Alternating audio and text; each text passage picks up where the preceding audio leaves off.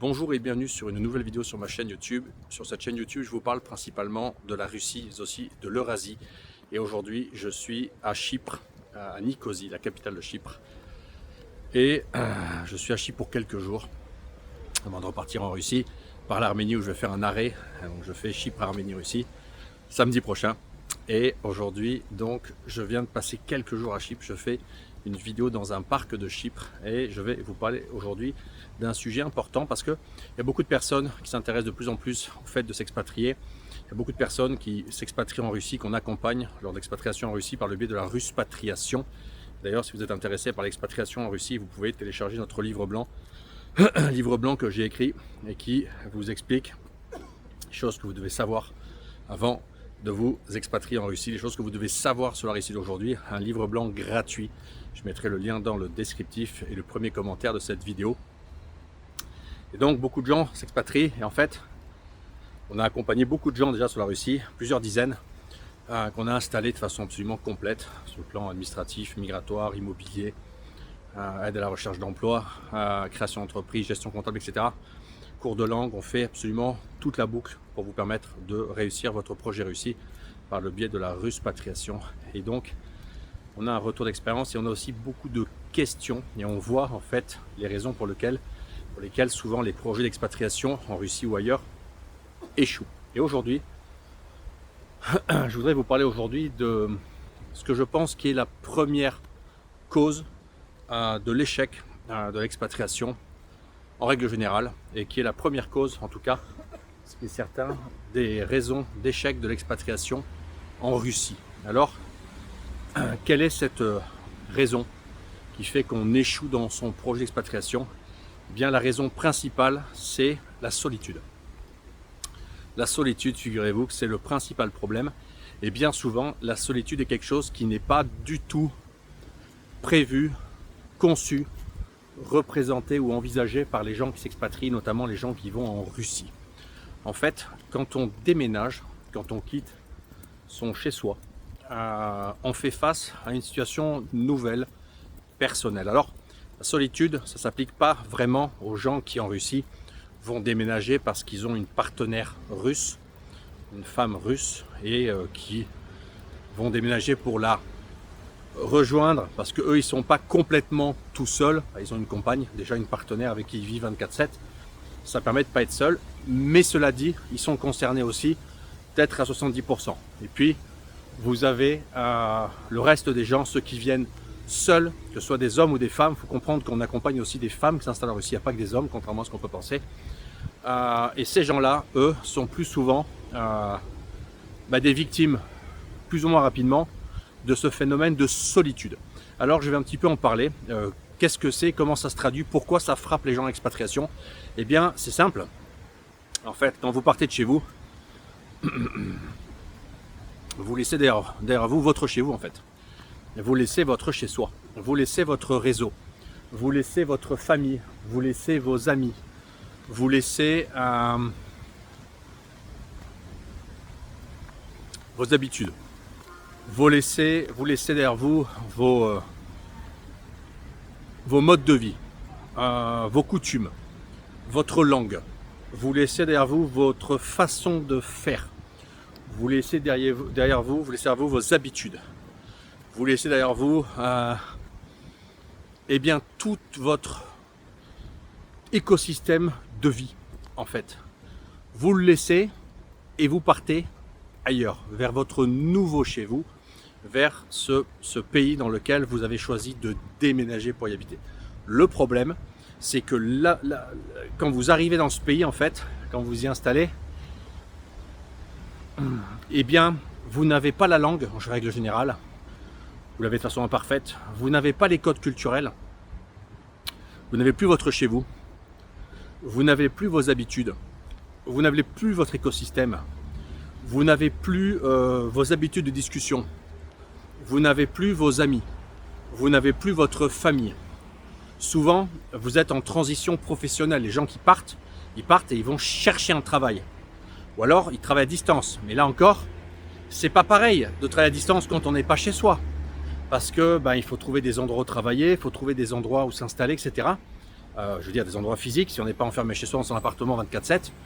Donc je vais passer sous à Chypre, il y a moins de lumière quand même ici, c'est un peu plus sombre ici. Oh, c'est gangster rap, regardez, il y a des tags, des tueurs les Chypriotes. C'est un pont sous une grande route, c'est beau hein? Non, c'est pas beau. Donc en fait, vous partez chez vous et vous n'avez plus tout ça. Donc en fait, vous vous êtes délesté de tout ça. Et ça, ne plus avoir tout ça, c'est un poids énorme.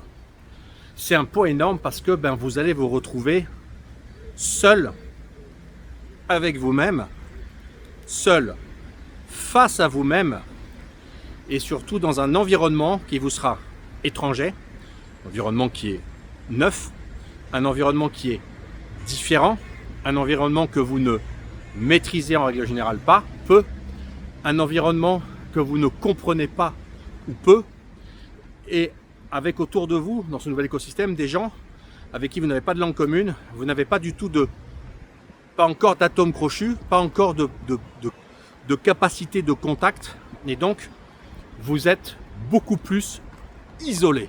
Isolé. L'isolement, la solitude. Solitude, sens vie sociale, parce que évidemment, quand on arrive quelque part, il faut trouver des copains, il faut trouver un réseau, réseau personnel, réseau professionnel. Alors, le partenaire, la partenaire de vie, le compagnon, la compagne, c'est généralement le mode opératoire, enfin la façon de faire la plus simple, la plus rapide, la plus efficace pour briser cette solitude. Et pour certaines personnes, c'est pas si facile, ça va pas si vite. Et puis, on part souvent sur des relations imparfaites, parce qu'on part sur des relations généralement dans un pays étranger où on a du mal à lire les gens, on les comprend mal, donc on se trompe peut-être plus facilement de partenaire, on comprend mal le fond réel des gens, on a tendance à partir sur des gens avec qui on a une langue commune, typiquement c'est des gens qui vont en Russie se mettre avec des partenaires russes qui parlent anglais ou français parce qu'ils ont une langue commune avec elles. Or la langue, c'est bien, c'est facilitant, mais c'est aussi un frein. Et paradoxalement, c'est pas parce que la personne parle français que c'est la meilleure partenaire potentielle pour vous. Évidemment que non, même si vous avez une langue commune avec elle, etc. Comme une entreprise d'ailleurs n'a pas forcément embauché un russe qui parle français, une entreprise française, parce qu'elle va dire mais je le comprends. Oui, mais c'est pas parce que vous la comprenez, c'est le meilleur candidat pour le boulot. Ce qu'il faut pour le boulot, c'est la personne la plus compétente en fait. Et c'est pareil dans la vie. Bon, moi il y a un pont, il y a deux, je suis jamais venu ici à pied. C'est nouveau. Alors, et cette solitude, elle touche aussi, on va dire, vous en profondeur. C'est-à-dire que il y a un moment où tout ça autour s'apaise. Alors, si vous avez un caractère combatif, que vous avez une espèce de caractère d'aventurier, de combatif, que vous êtes prêt à absorber, à prendre, que vous êtes débrouillard, je sais pas, que vous faites avec cette adversité, cette complexité, c'est une chose.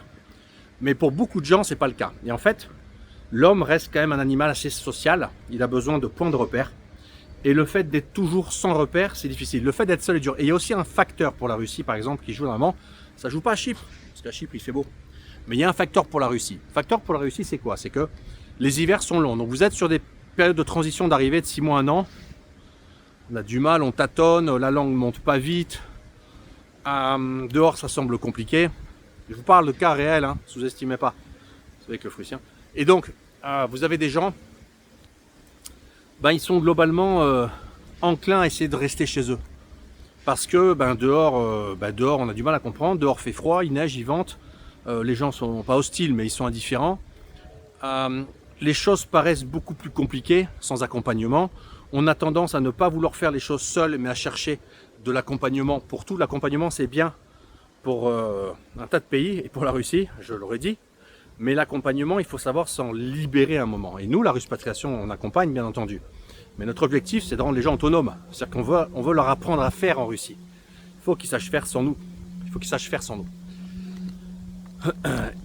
Il faut à un moment couper le cordon de la Ruspatriation. Je rigole pas. Je prends l'exemple de la Russie parce que c'est un des pays les plus durs. Et donc, on a cette tendance à l'enfermement, à l'isolement. Si on est un peu timide et qu'on a du mal à débloquer ou à mettre du contact en place avec les gens, c'est d'autant plus accentué.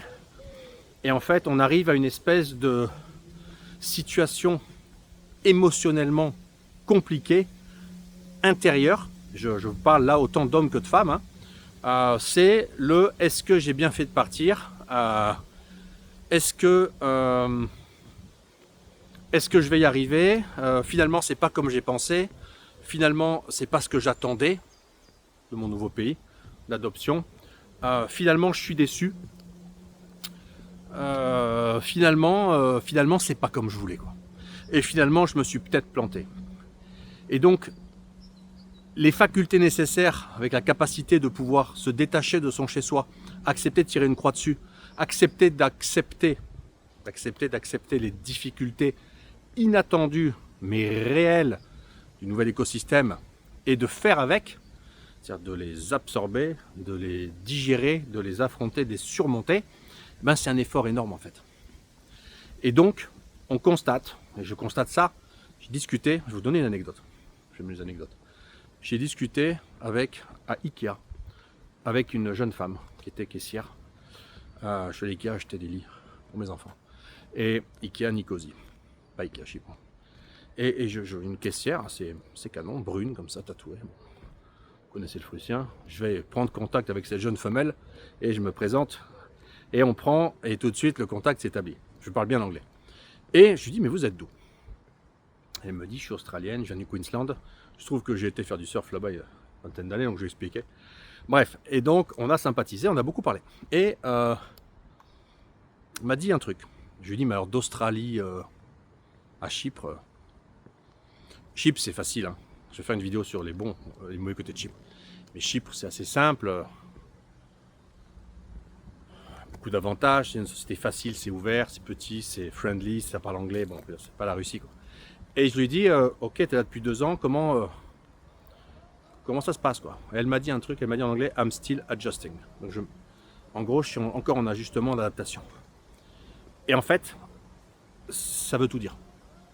Ça veut dire que, ok, une Australienne, c'est pas comme vous une Européenne, ok, Chypre c'est simple, mais ça veut dire que c'est un combat permanent d'ajustement, d'adaptation, de faire avec, d'absorber, d'avaler, d'écouter, de tenter de comprendre, tenter d'apprendre, de faire différemment. Et tout ça, en fait, la vérité, tout le monde n'est pas capable de le faire. Voilà. Donc, il faut comprendre ça, c'est que, je vous montre un peu la route devant, vous voyez vers où il marche, Alexandre. C'est près d'Ngomi, à Nicosie, pour ceux qui connaissent. Ceux qui ne connaissent pas, venez voir Chypre, hein, ça vaut le coup. Je vais pas être Chypre cette semaine. Et donc, voilà. Donc, la solitude.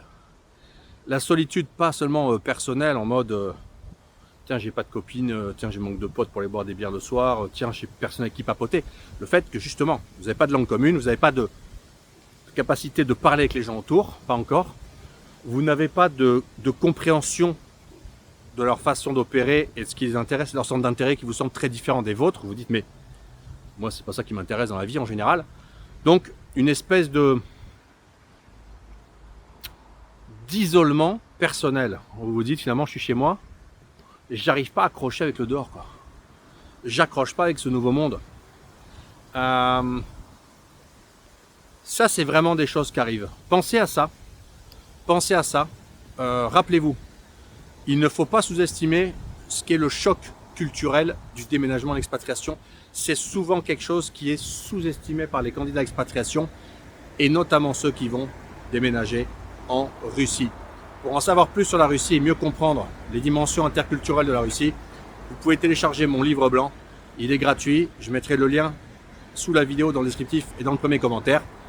Lisez-le, téléchargez-le, dites-nous ce que vous en pensez. Et moi, je vous dis à très bientôt pour une nouvelle vidéo sur ma chaîne YouTube.